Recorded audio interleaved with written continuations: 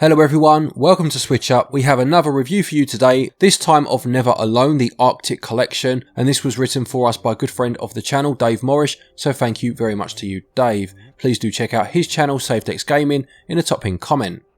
Never Alone is a physics-based platformer, originally releasing in 2014. It is based on an Inupiaq tale called Kunuuksaayuka, where an Inupiaq girl named Nuna tries to investigate the source of a blizzard that has caused havoc on her village alongside her Arctic fox companion.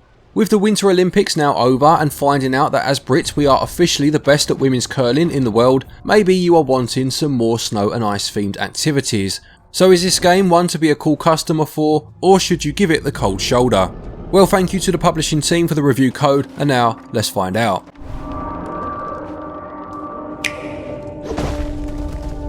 The general premise of this game involves you playing as the girl Nuna and a spirit fox that follows her around. Both characters are playable either by pressing the X button to switch between them, or you can play the game in local co-op. Both characters control differently, with the fox being more agile than Nuna, and you begin with simple tasks such as the fox making a jump that Nuna can't and throwing down a rope for her.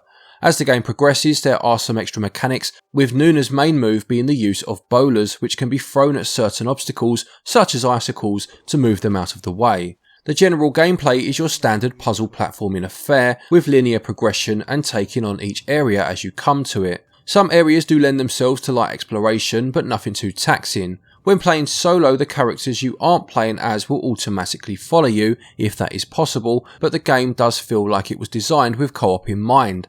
There will be a lot of teamwork based puzzles, plenty which revolve around the spirits which can create platforms for Nuna to either stand on or cling onto, and the fox can then move them around. Enemies will show up such as polar bears, which result in some chase sequences, and these sections require quick reflexes in order for you to react to what's coming ahead, and this can lead to some trial and error.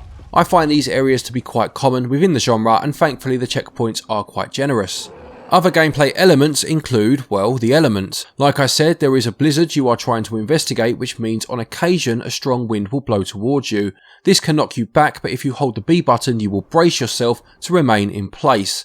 This works from an immersion standpoint, but from a gameplay point of view, it just feels like an inconvenience.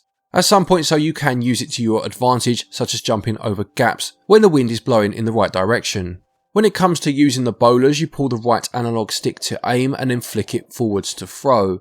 The aiming can feel quite awkward here, and although you can see the arm pulled back to get an idea of the angle you are throwing at, it isn't very precise and it would often take several attempts to hit a target.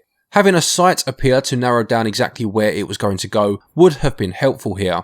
When playing as the fox, you can skitter up walls by hitting the A button and then wall jump by pressing A in the opposite direction. To communicate with spirits you hold Y, which makes them move towards you, but we did experience input lag at times which made the platforming trickier than it needed to be. On top of this, the movement of the spirits could be quite finicky. The overall world design was actually very good, and the puzzles themselves are thought out very well.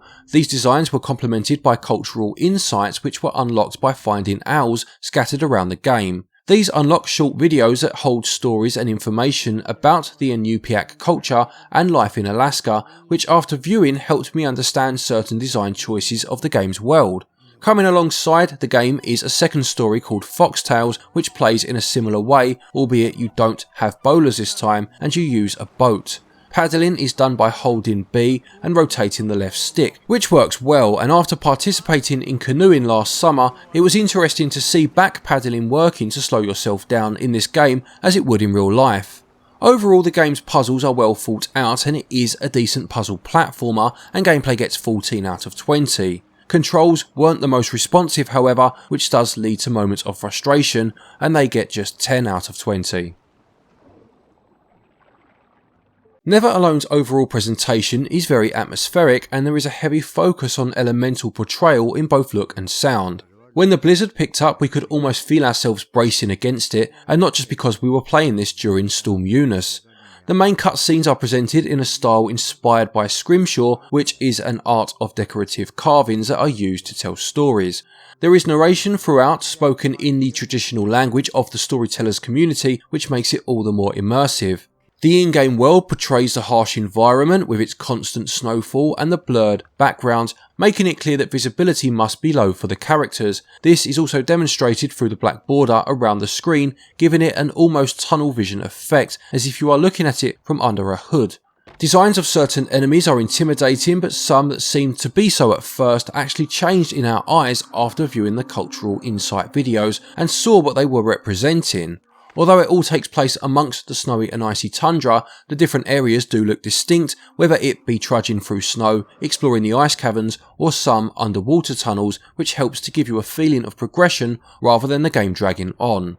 What does let the experience down, however, and break the immersion, were the number of glitches. One example was the fox falling through the floor and getting stuck, and another saw us respawn with the fox atop a pit which required a precise jump every time the stage reloaded. To add to this, I also experienced 3 crashes during what is a fairly short playtime, as we'll discuss in the value section. It is a shame that this happened, and hopefully this is something that can be patched soon. When it comes to the audio, ambient sounds are used to build immersion, and the use of the voiceovers I mentioned earlier as you play do a great job with this. I would say that music and sound is definitely a high point for the package. Overall, the presentation in this game does well to portray the tough environment our heroes must traverse, but also demonstrates the spiritual side of the Inupiaq culture. However, the performance issues I mentioned do really let it down, and unfortunately I can only give visuals and performance 13 out of 20. Audio is subtle but very effective, and it serves its purpose of building atmosphere incredibly well. It gets 18 out of 20. Never Alone Arctic Collection costs £13.49 and regional equivalents are on your screen now. This is slightly more expensive than the Wii U version, but bear in mind this does include the Foxtail DLC. The main adventure took us about 2.5 hours to beat in co-op, and the Foxtails campaign was about half that time. The main draw for this game though, from a value perspective, is the story and insight into another culture, as the videos you unlock were engaging and it was interesting to learn of their lifestyles and their connections to spirituality and animals. Although we did have a fun time working out the puzzles and we were immersed in this world for the most part, the performance and the controls do let the experience down on the gameplay side of things. I haven't played the older versions of this game, so I don't know if these issues were present back then, but it is unfortunate that they happened during our time with the game, and with this in mind, value can only score 11 out of 20. To conclude, Never Alone Arctic Collection bundles 2 campaigns that have some great ideas, and the amount of love the team had for portraying the stories and culture is evident. Sadly though, the execution is lacking in both performance and controls. The art and sound direction do a great job of immersing you in this world, and we had a fun time learning about a new culture. For this, we are glad we were able to play the game, but overall the frustration at certain parts due to the glitches and sometimes unresponsive controls does affect the gameplay, as you would expect of course, which is unfortunate as the actual design of the gameplay is otherwise solid. If you are curious about the story elements and culture, then this game demonstrates it very well, and it could be worth picking up on a sale. Hopefully by then the performance and control issues may be addressed. Since we found that our co-op experience was the best way to play it, then this is surely one to never play alone.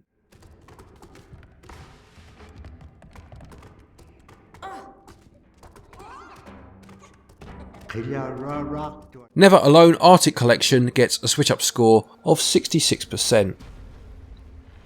Thank you everyone for watching this review. I hope you enjoyed it. Please do remember to leave a like if you did. Another big thank you to Dave and Sophie for playing through this one for us. Please do check out their channel, SaveDex Gaming. As I said, link is in the top pinned comment. A quick thank you to our Patreons as always for your continued support, and to each and every one of you for watching our videos. Take care, and until next time, happy gaming.